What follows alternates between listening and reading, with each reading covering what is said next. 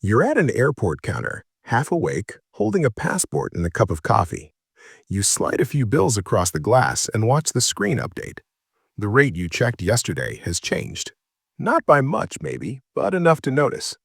You hesitate, as if waiting 10 minutes might help. Then remember you have a train to catch. You exchange anyway. Later that week, you look again out of curiosity. The rate has moved the other way. Then it moves again. It feels restless. So what is actually pushing those numbers around from day to day? What makes one currency suddenly cost a little more or a little less than it did a few hours earlier? To answer that, you have to drop the idea that an exchange rate is a moral judgment or a label like strong and weak. An exchange rate is a price. It is the price of one currency in terms of another, quoted the same way any market price is quoted. If €1 costs about $1.10, that means people are currently willing to give about $1.10 to get €1. The rate is not a trophy, it is a meeting point between buyers and sellers. And like any price, it moves when the balance between wanting it and offering it changes. The simplicity hides a crowded reality. The buyers and sellers of a currency are not a single group. They are millions of separate decisions stitched together. Tourists booking hotels, importers paying suppliers, exporters converting foreign revenue, companies paying salaries abroad, banks settling transactions, and central banks setting the conditions under which the system operates. Day to day, the exchange rate is the scoreboard of all those flows. Start with the most basic source of currency demand: trade. If a business in Germany wants to buy equipment from the United States, it needs dollars to pay the American seller. That creates demand for dollars. If an American company wants to buy machinery from Germany, it needs euros. That creates demand for euros. Add up enough purchases, and you get a constant current of exchange tied to real goods and services. Trade flows don't have to be dramatic to matter. Routine needs, energy, food, industrial inputs create steady demand for certain currencies. When a country imports more than it exports, it typically needs to obtain more foreign currency than it earns from selling abroad. That does not automatically decide the exchange rate, but it is a persistent pressure. Over time, it has to be balanced by something else, usually money coming in through investment. That brings us to the second driver: capital flows. Trade is about buying goods and services. Capital is about funding projects, buying assets, building factories, and parking savings. When global investors decide a country is an attractive place to hold wealth, they must first buy that country's currency. That demand can be large, and it can move quickly. The word investors can sound abstract, so make it concrete. It includes insurers who need stable long-term returns, pension funds managing retirements, companies deciding where to open a plant, and households buying government debt in another country. It also includes banks that hold different currencies to serve clients and manage risk. None of these players wake up trying to move the exchange rate. They wake up trying to protect purchasing power, control risk, and meet obligations. Currencies can be sensitive to capital flows because capital is often more mobile than trade. A shipment takes months. A decision to shift a large pool of savings toward one country and away from another can happen in a day. One of the biggest reasons capital moves is interest rates, but not in the simple way people repeat.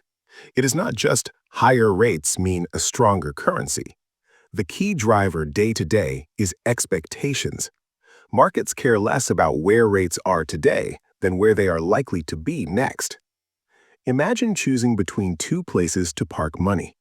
If one country is expected to raise rates, holding its currency can become more attractive because future returns on deposits and government borrowing may rise. If another country is expected to cut rates, its currency can become less attractive because future returns may fall. So money can shift in anticipation before any official change happens. The exchange rate adjusts early because it prices what people believe is coming.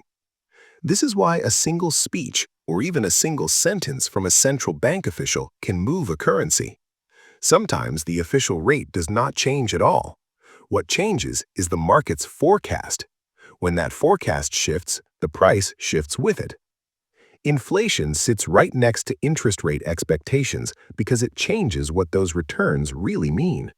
A 5% interest rate in a country where prices are rising 2% feels different from 5% in a country where prices are rising 8%. In the first case, the return is likely positive after inflation. In the second, it may not be.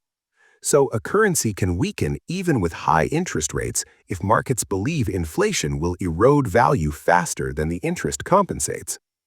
This is one reason currencies jump around inflation reports and other economic data releases.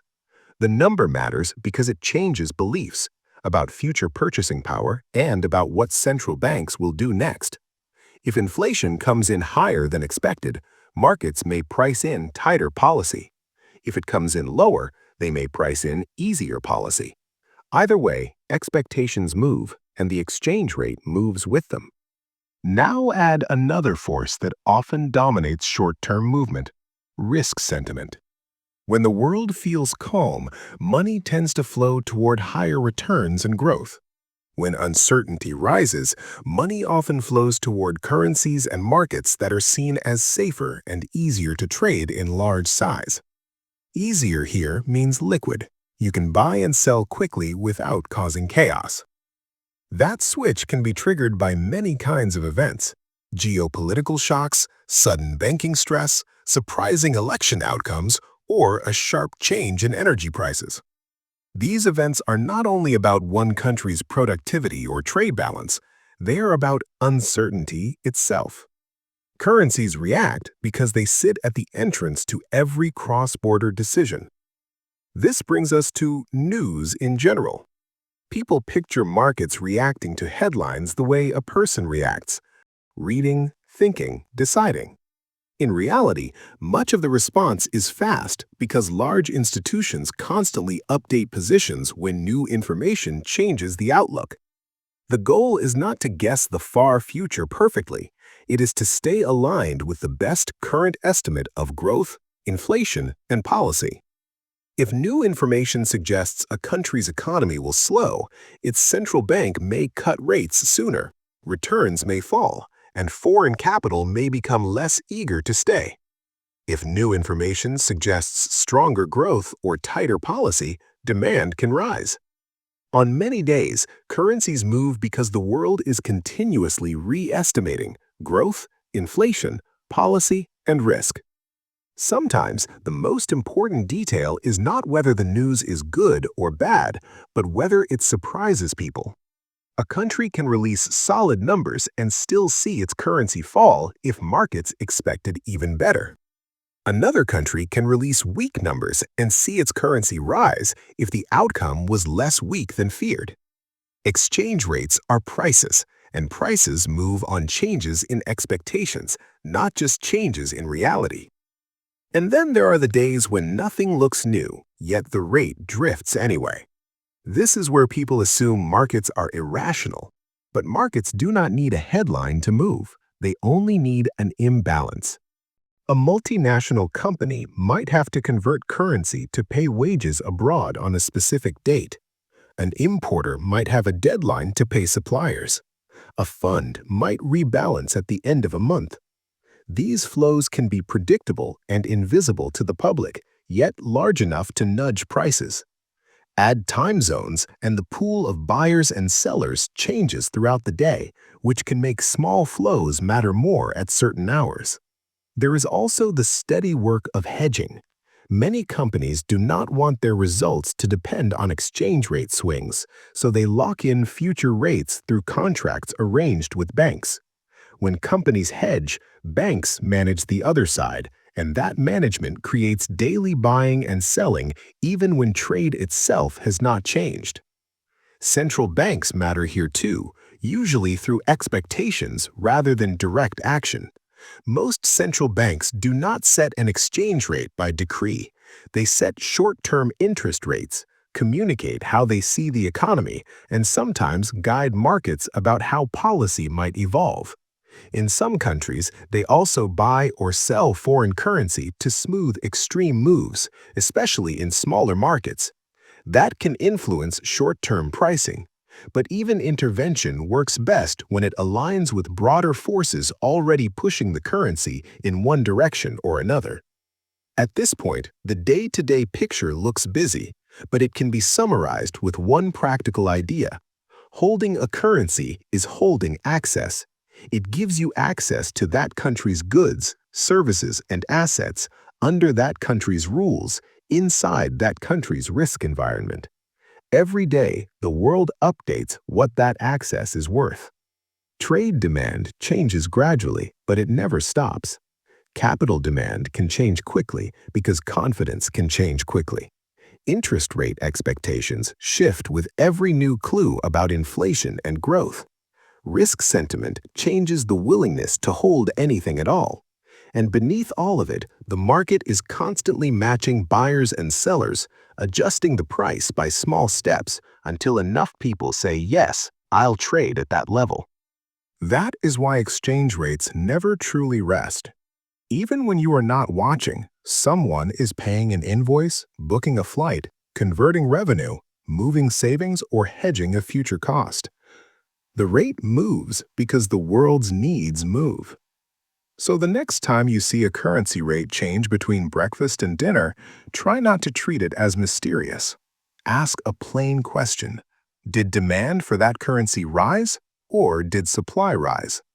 Did the world become more confident about future returns there, or less? Did a piece of information shift expectations, even slightly? Most of the time, the answer is not a single dramatic cause. It is a continuous negotiation happening in public, updated in real time. An exchange rate is not a verdict. It is a price that keeps being rewritten because the world keeps rewriting its plans.